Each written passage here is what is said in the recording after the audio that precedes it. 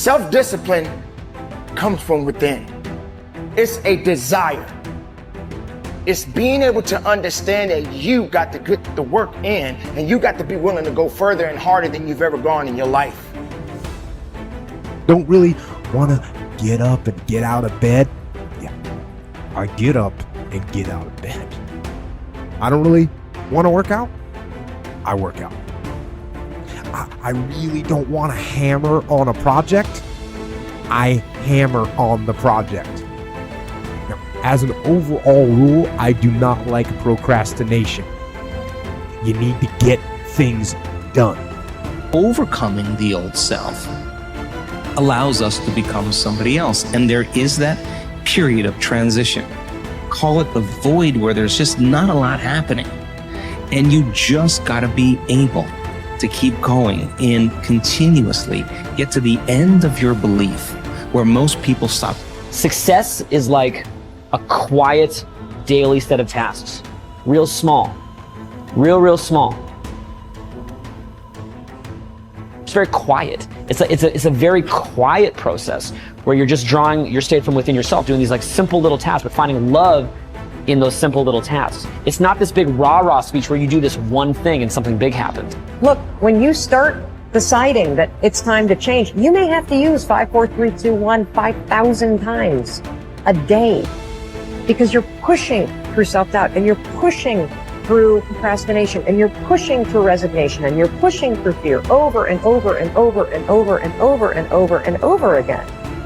Change the chapters in the book of your life if you want to. There's a book being written about you. You can decide, you and God, or you and whatever you believe, you're the author. You can turn the page. It might be year 2, 3, 4 before you get your big win, but you can decide now, I'm going to walk, talk, and be a different person. See, we don't have the courage, and that's what it takes, courage.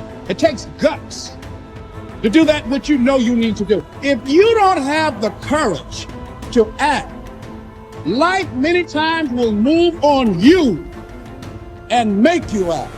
And the measure of a person's will is determined by what they are willing to do to ensure triumph over tragedy.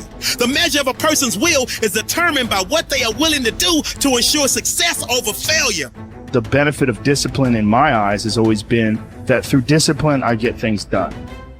All you have to do is know where you're going, and the answers will come to you. Forget the past mistakes, forget the failures, forget everything except what you're going to do now and do it. It's taken me my entire life to understand it's not necessary to know every single detail and to stop testing the waters and just dive in. We want to believe that there are shortcuts to success. We want to believe we can take a drug or we can do something that'll make it quick and easy. But the truth is, it takes grit. It takes persistence. So it's hard to understand what could happen to you in 10 years in a visceral gut way of what it means to have failed in life. And to me, failure in life is not having money. It's not realizing your potential. You're 60 years old and you said, I could have been this, and I never did it. That's like the worst thought I think anybody can have. And you don't think about it in the moment because your life is okay, but you've got to wake up and understand that there's an urgency here.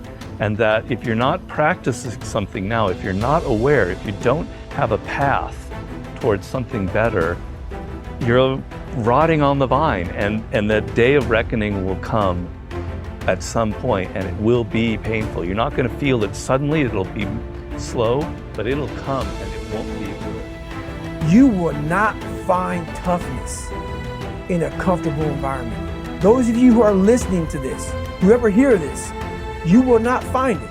I was trying to look for it everywhere. The only way you find it is to drown yourself in a position where you're just out of sorts, where you can't swim and you're drowning. Where you're drowning. You're drowning in life. When you say, you know what, man? I'm gonna figure out how to backstroke something. I'm gonna figure out how to, and then you figuring out all these tools. Your mind starts to, when you quit, your mind does this. Because you're out. once you say, I'm not going to quit, this is the 40%. When you quit, your mind says, we're done. So it doesn't expand. There's no expansion when you quit.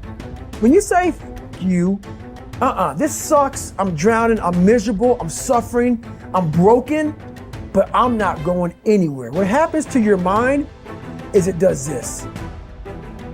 It says, he's not leaving. So we got to expand. We got to grow. We got to figure this thing out.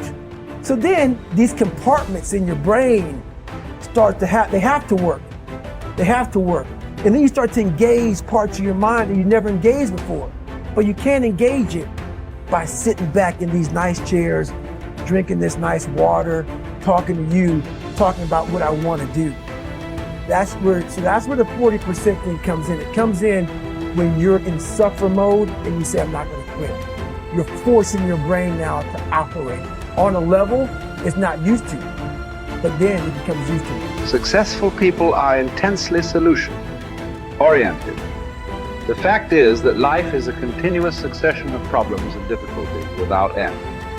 This river of problems is only interrupted by the occasional crisis, which makes the problem seem small in comparison. In fact, if you are living a busy life, you will probably experience a crisis of some kind every 2 to 3 months throughout your life. You will have business crises, family crises, financial crises, health crises, and other crises. The problems and crises never stop. They keep coming like the waves of the ocean. The only thing you can control is your responses to these problems and crises. And therein lies the key to your success. Successful people respond effectively to problems. Ineffective people do not. Successful people take a deep breath, relax and think clearly. They look for the good in every situation.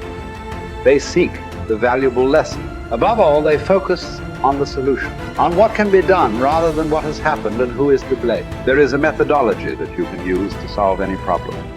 It requires that you approach the business of problem solving systematically and in an organized fashion.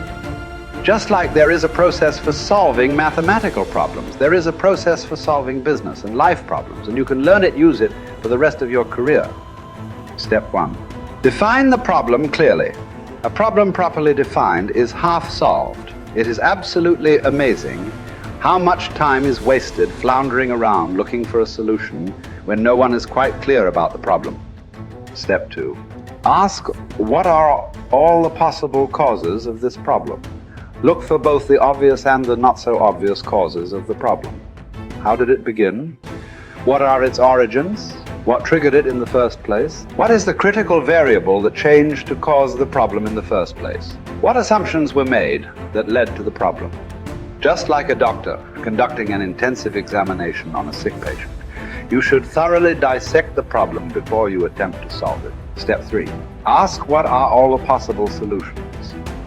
Avoid the natural tendency of most human beings to leap from a problem definition to a conclusion regarding a solution of some kind. Always ask, what else is the solution? Sometimes the best solution is to nothing at all. Sometimes the best solution is to gather more information. Sometimes the best solution is to realize that this is not your problem and pass it on to someone else whose responsibility it is. Step 4. Once you have identified several possible solutions, ask, what must this solution accomplish? The only way you can judge the attractiveness of a solution is to determine in advance what you want the solution to accomplish. You've heard it said that the operation was a success, but the patient died. It is very common for us to initiate a solution and implement it, but the problem is not only not solved, but it is worse than it was before we took action in the first place. Be sure that the solution you select will accomplish the purpose you had in mind when you started on the problem-solving exercise in the first place. Step 5. Once you have decided on the ideal solution, assign specific responsibility or take responsibility yourself for implementing the solution. Set a deadline for implementation. Set a measure by which you can determine if the solution has been effective. A problem-solving discussion that does not lead to agreement on a specific solution, accompanied by the assignment of personal responsibility and a deadline, is a problem that will come back over and over again without resolution. Practice this systematic method of dealing with a problem over and over until it becomes a habit of thinking. You will be amazed at how much more effective you become and how much better your results will be using this method. I kept saying this to myself on repeat. There is no way, Mel, if you work this hard, that you will not be rewarded. You have to believe that this moment is preparing you for something amazing that hasn't happened yet. Keep going. You have to believe that this moment is preparing you for something amazing that hasn't happened yet. Keep going. And so I repeated that over and over and over and over and over again as I wanted to throw in the towel, as I would start to bash myself, as I would start to feel sorry for myself and be like, nope, there's just no way I'm going to believe that something amazing isn't going to happen. I've worked too hard. Something amazing that hasn't happened is coming. And when you get yourself into that mindset, it creates a sense of resilience and momentum and resolve that you need in order to keep going when the shit hits the fan or when you feel disappointed or when life is beating you down. And that was the other gift of that moment, is developing a little tool to flip my mindset when I wanted to start to feel sorry for myself.